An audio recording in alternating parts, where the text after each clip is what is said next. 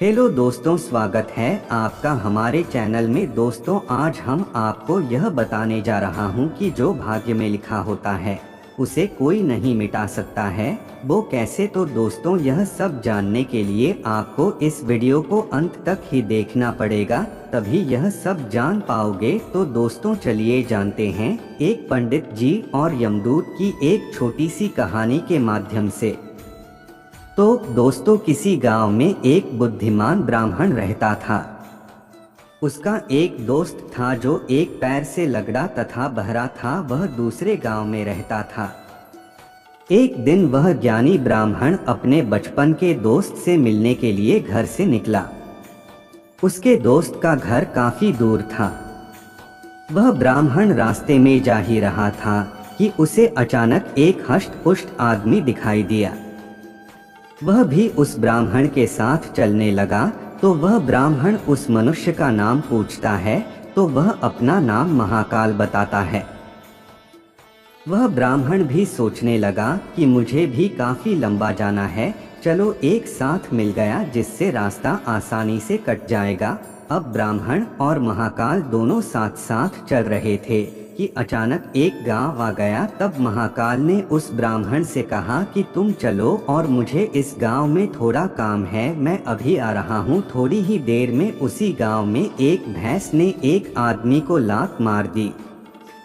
थोड़ी ही देर में महाकाल उस ब्राह्मण के पास आ गया और बोला कि चलो। फिर वह ब्राह्मण उस महाकाल के साथ चलने लगा। थोड़ी दूर जाने पर फिर एक गांव आया तो महाकाल उस ब्राह्मण से बोला कि मुझे इस गांव में थोड़ा काम है, मैं अभी आ रहा हूँ।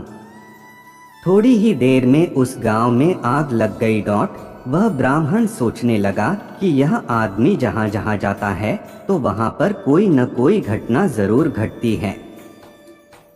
वह ब्राह्मण महाकाल से पूछ लिया कि भाई तुम कौन हो? ब्राह्मण की बात सुनकर महाकाल बोला कि मैं यमदूत हूँ, मनुष्यों के प्राण हरण करना मेरा काम है। उसके बाद ब्राह्मण महाकाल से पूछा कि तुम यमदूत हो तो ये बताओ कि अगली मृत्यु किसकी होने वाली है? तब महाकाल ने कहा कि अगली मृत्यु तुम्हारे उसी मित्र की होने वाली है जिससे तुम मिलने के लिए जा रहे हो। वह ब्राह्मण सोचने लगा यदि ऐसी बात है तो मैं अपने मित्र से मिलने नहीं जाऊंगा। और महाकाल ने ब्राह्मण से कहा कि तुम जो सोच रहे हो ऐसा कुछ भी नहीं होगा, होनी अटल है इसलिए होकर रहेगी। थोड़ी देर में उस ब्राह्मण ने देखा कि उसका मित्र उससे मिलने के लिए बड़ी तेजी से चला आ रहा है। जैसे ही उसका मित्र उस ब्राह्मण के पास पहुंचता है, हृदयाघात होने के कारण उसकी मृत्यु हो जाती है। इससे उस ब्राह्मण को बड़ा पछतावा होता है।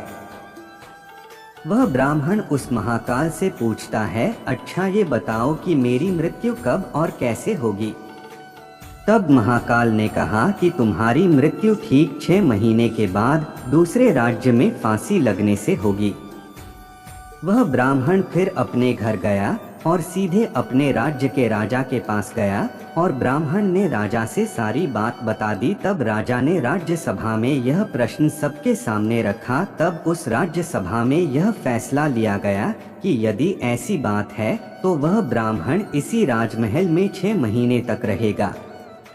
राजा ने ब्राह्मण के लिए राजमहल में ही व्यवस्था करवा दी। धीरे धीरे समय व्यतीत हो रहा था और उस ब्राह्मण को नींद में चलने की बीमारी थी और यह बात उस ब्राह्मण को नहीं मालूम थी। जिस दिन उसकी मृत्यु होने वाली थी उसी रात्रि को ही वह ब्राह्मण राजमहल से निकलकर दूसरे राज्य के राजमहल में जाकर राजा के शयन कक्ष में राजा और रानी दोनों के बीच में जाकर सो गया। सुबह जब राजा उठा तो उस ब्राह्मण को अपने शयन कक्ष में देखकर बहुत क्रोधित हुआ और उस ब्राह्मण को फांसी की सजा सुना दी। और फिर तब वह ब्राह्मण उस राजा से सारी कहानी सुना डाली, जिसको सुनकर वह राजा अपना एक गुप्तचर अपने पड़ोसी राज्य के राजा के पास भेजकर सारी जानकारी ले ली, जिसको सुनकर वह राजा अपने फैसले पर बहुत पछता रहा था।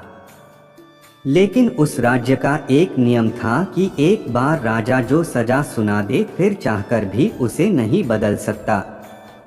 राजा ने एक राजसभा लगाई और इसका उपाय पूछा। तब उस राजसभा में यह फैसला लिया गया कि एक पतले धागे का फंदा बनाकर आप ब्राह्मण को पहनाकर अपना वचन पूरा कर लीजिए, और फंदा पतला होने के कारण ब्राह्मण की मृत्यु भी नहीं होगी और आपके फैसले की लाज भी बच जाएगी।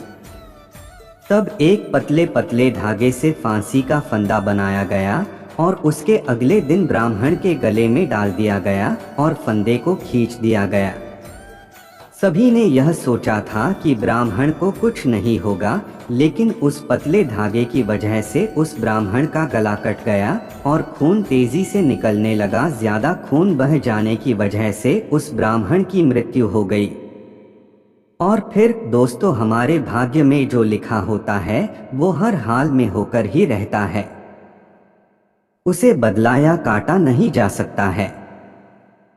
उस ब्राह्मण ने अपने बचने के कितने उपाय किए, लेकिन मृत्यु के आने पर कोई उपाय काम न आया तथा उसकी मृत्यु हो ही गई। दोस्तों, आपको यह कहानी कैसी लगी कमेंट करके ज़रूर बताएं। और दोस्तों, यह कहानी आपको अच्छी लगी हो तो प्लीज़ हमारी वीडियो को लाइक और चैनल को सब्सक्राइब ज़रूर कर लेना, ताकि आने वाली इसी तरह की हर कहानी की वीडियो आप तक सबसे पहले पहुँचे। धन्यवाद।